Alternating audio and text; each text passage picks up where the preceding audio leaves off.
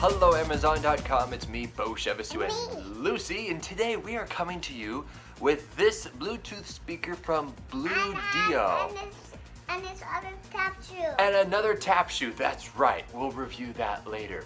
I'd probably give this about a 3, maybe 4 out of 5 stars simply because the distance was pretty good, and I'm gonna get to that in just a moment. But let's actually go ahead and try to get a close-up look of this and also start it up. Now, as you can see, it's about this size, so I thought it was bigger, but hey, that's okay. And if you click on the buttons right here, you can actually hear the plasticky buttons quite a bit. That's pretty cheap. I've reviewed $50, $40 Bluetooth speakers that aren't like all plasticky and chintzy like this. It's very, very cheap feeling. Not a $100 Bluetooth speaker at all. Maybe a $20, maybe $50 at very, very max Bluetooth speaker. So let's go ahead and turn it on, okay? All right, here we go. We're gonna go ahead and hold this down, and you probably just heard it. It said the on.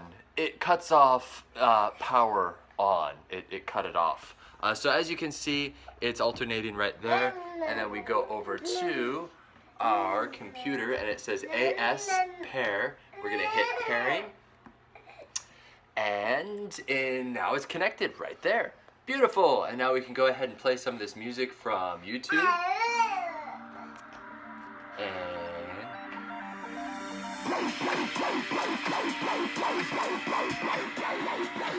the bass isn't the greatest. It's really not. I know my camera's not doing it justice as opposed to real human ears. But I've tested Bluetooth speakers where the bass is really solid. This is kind of tinny sounding, but the distance is really, really remarkable. I was actually talking on the phone with my wife in the house, and I was on the other side of the garage, which is like 30 yards, with several walls between us, and I could still hear her, and my phone was in the house right next to her, so it was still connected. So really good distance. However, the oh wait, how do you turn this down? That's another thing. You can't see it very well. They have barely printed on the top of the buttons. There it is. All right, I'm gonna go ahead and try to turn it down. There it goes. But anyway, the distance is very good. So Bluetooth connectivity between this and my iPhone and MacBook Pro. Another thing that I really actually like about this. Can't hear it. Yes, I know, that's okay. Is the fact that there's no latency, or very, very little latency. I've tested a lot of Bluetooth speakers that are, there's a slight delay, about a 1/4 of a second delay, which will drive you crazy if you're trying to watch a movie. But this, there's very, very little delay. I was very impressed. Let's go ahead and turn it up. There we go.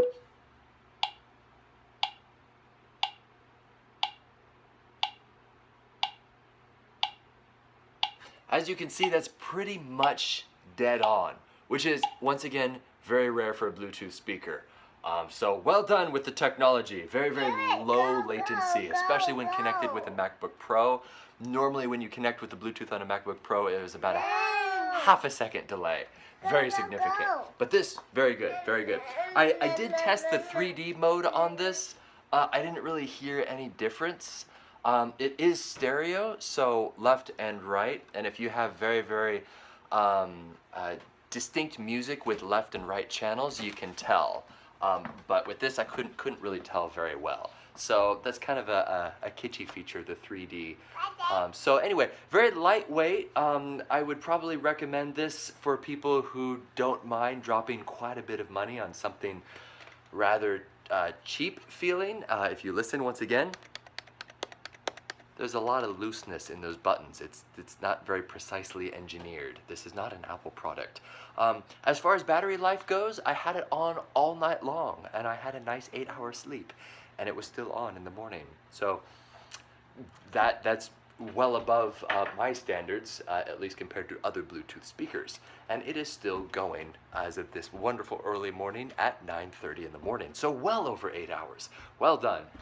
It also comes with a little headphone jack that you can plug one male end into this and then the other male end into your device if it doesn't have Bluetooth connectivity.